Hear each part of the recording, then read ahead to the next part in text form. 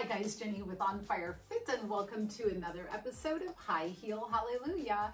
Today we are talking about the little things, but first let's look at the shoes. This is a very old pair of Guess heels. I may have bought these myself. I really don't remember. I've had them for so long, and they're a little peep toe sling back, which I don't know. I don't wear these all that often. They are very comfortable. I picked them because of the pink in my romper that I'm wearing today, but I just don't typically wear them. I don't think I have a lot of things that go with them, but yeah, I decided to highlight the pink because this message today, I don't know, little things to me sometimes are not considered to be bold and important to a lot of people, but I think they are, and we're going to talk about that. But I think that pink is a little underrated as well. All right, let's talk. I made a post about this, and I'm not sure when this video is going to be scheduled to release, but I had a moment a day yesterday that kind of made me pause and pay attention a little closer to the little things. I'll explain what I mean by that, but then really this video ended up being inspired by a post that I saw on Facebook. So the combination of all of that came to this point, and I thought it would be something maybe pertinent for all of us to think about and apply, including myself. As you know, I am never up on a pedestal with all of the right answers or doing all the right things, but I do like to talk about the things that I experience, go through, think about, everything like that. So yesterday, first of all, I ended up with some things going on that I'm sure a lot of you have experienced as well, but it was a lot of unknown administrative type of stuff. And it took me a lot longer than I thought. It was not part of my plan. And it kind of was a little frustrating to start with, but you know, that's fine. We all have stuff like that that happens. On we go. I ended up with a bunch of things that I needed to do yesterday. Everything was pretty much within about 5 miles of my home. And yet, as I was driving, the amount of near misses, or I did not end up getting hit, but the amount of potential accidents that were happening because of people being in a rush, being distracted, being so busy, it started to really weigh me down. The first one happened where I was at one of those lights where you're making a left without a green arrow. I don't know what country your guys are watching from, but a lot of, in my area, we have a green arrow that signifies it's a protected light to turn on. But there are occasionally lights in our area that you have to get out in the intersection, and if it's a really busy day or time of day or street, you may be turning at the yellow when the traffic has stopped. So this was one of those unprotected green arrow lights. But sorry, probably don't care about all the details. But so I'm out in the intersection. I don't have a choice. This is how you do it, right? And the traffic had stopped, and I paid attention to make sure everybody was stopped. I start to make my left. A truck with a kind of like one of those little mini cement spinning thingies that was trailing behind him veers around the stopped cars to run through this red light. I gunned it, got past it, and the trash truck that was behind me, mind you, this is like a massive truck. He was out in the intersection too. And this crazy red light runner went between the two of us, and that trash truck laid on his horn. I could not believe it. I'm like, that must have been angels protecting that. I don't know how that happened, but I was like, wow, you know, you get that adrenaline rush, heart racing. And then 2 more times I was almost hit by people on their phone, distracted. And I was starting to be like, okay, the world is too busy, too distracted, not caring, thinking about other people. I can't tell you how many pedestrians I saw almost get hit by people that were running red lights that were not even thinking about a pedestrian stepping off of a curb. And it started to really bother me. And then I was in a line at Costco. I had finished my, you know, my workout that I've been doing with my trainer. And I am just like in this long line, ready to go home.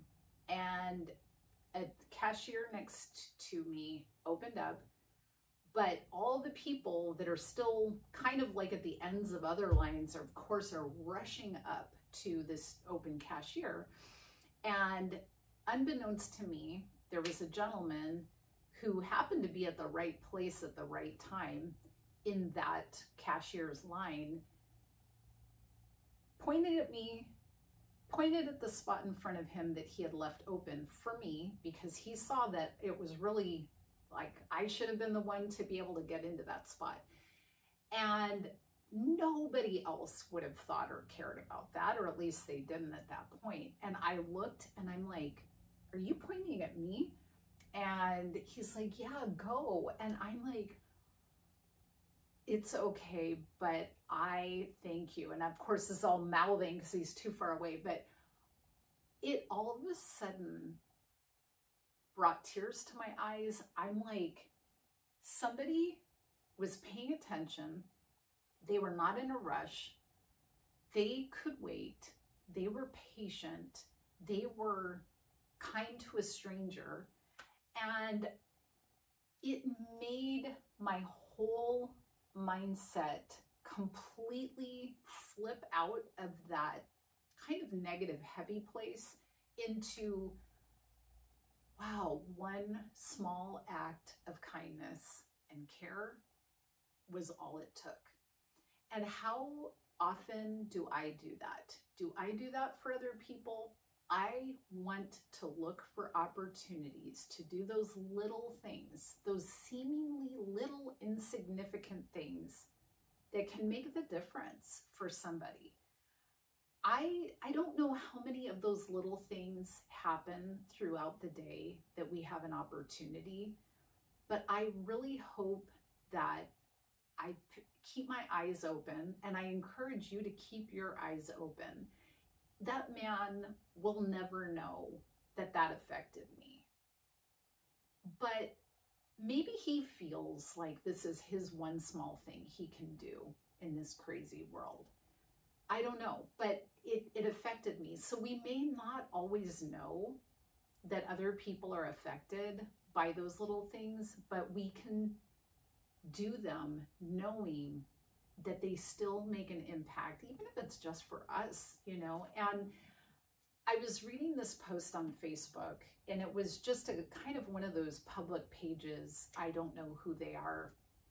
It happened to be in my feed, but it was a picture of a woman just holding up a couple of bananas. And her explanation was that her husband had run into the grocery store to get a banana for their daughter, who I think was running a race, and she normally ate a banana before the race and she forgot to. And so really it was like a 53-cent purchase, and all he had was like a credit card or a big bill. And the lady at the checkout stand, the register, she said, "Don't, it's okay, I've got this," and reached into her pocket and brought out 53 cents and paid for his bananas.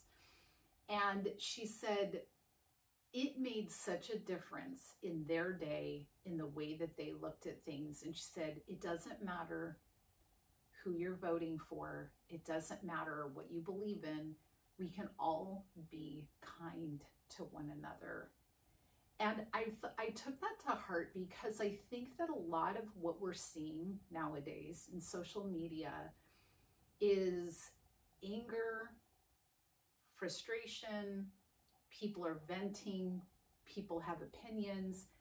And I think we should have our opinions, we should pay attention to the things that are going on. But are those things obstructing our ability to be kind? I sure hope not. I hope that we can take these little blips in time and turn them into a platform where we show kindness to people, no matter what they believe, no matter who they're going to vote for, what their political persuasion is, or whatever it is. Kindness is becoming a lost art. Is it an art? Quality, whatever. And I think that we can bring it back. And it's going to happen in the little things. It's going to be a lot of little things. But I know that in the end, we are going to see, when we face God someday, that we were faithful with the little things if we choose to do that. And I'm pretty sure it's not going to matter at that point about voting and, you know, a lot of the things that we get very kind of caught up in. I think that our kindness and love is going to be the thing that predominates. And so I would just encourage you to look for those opportunities. I know I am. Father God, thank you so much for these little moments. Thank you for that man at Costco. Here I am, I'm ready to cry, only because it really snapped me out of something that it wasn't about even the potential accidents. It was at the frustration of the world we live in, but that there are still people that have kindness and love in their heart. Thank you for that, God. Thank you for these little awakenings that you give us. I thank you for the people that you brought here, and that they are here to maybe learn, maybe grow, maybe just because they like high heels. I don't know. But thank you, God, that you brought them here. And I pray that you would give us all hearts, minds, eyes to see people who need kindness. In Jesus' name, amen. Okay, that was a little unexpected. I guess you can see how this is impacting me. But anyway, I hope that you guys stay with me. We're going to do a little runway walk. I'm pretty sure that my son has taken over the downstairs. I'll find a place to do a runway walk. And then I will see you in the next video. Thanks for being here.